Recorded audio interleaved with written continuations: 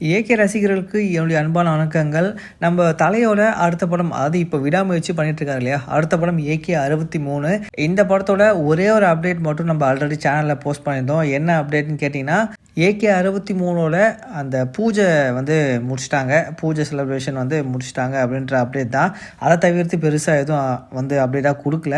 எல்லாருக்குமே தெரிஞ்சிருக்கும், ஆதிக் ரவிச்சந்தர் தான் வந்து டைரக்ட் பண்ணுறாரு. மைத்ரி மூவி மேக்கர்ஸ் அவங்க தான் வந்து படத்தை ப்ரொடியூஸ் பண்ணுறாங்க. இந்த படத்துக்கு தலைக்கு வந்து எவ்வளோ சேலரி அப்படின்ற மாதிரி எதுவும் தெரியல.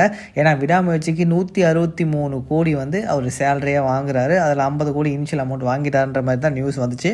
ஆனால் இந்த ஏகே 63க்கு அதை பற்றி எதுவும் பெருசாக தெரியல. இப்போது இந்த படத்துலேருந்து இன்னொரு அப்டேட் என்னென்னு கேட்டிங்க அப்படின்னா, இந்த படத்தோட மியூசிக் டைரக்டர் யார் அப்படின்றத வந்து அப்டேட் கொடுத்துருக்காங்க. யார் கமிட் ஆகிருக்காங்கன்னு கேட்டிங்கன்னா, டிஎஸ்பி, நம்ம டிஎஸ்பி தாங்க, மியூசிக் டைரக்டர் டிஎஸ்பி வந்து இந்த ஏகே 63க்கு கமிட் ஆகிட்டார்.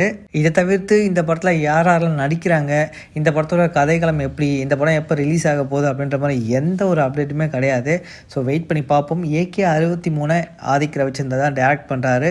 ஸோ இது வந்து இந்த காம்போ வந்து உங்களுக்கு எந்த அளவுக்கு பிடிச்சிருக்கு அப்படின்றத மறக்காமல் கமெண்ட்டில் போட்டுருங்க. சேனலை சப்ஸ்கிரைப் பண்ணிடுங்க.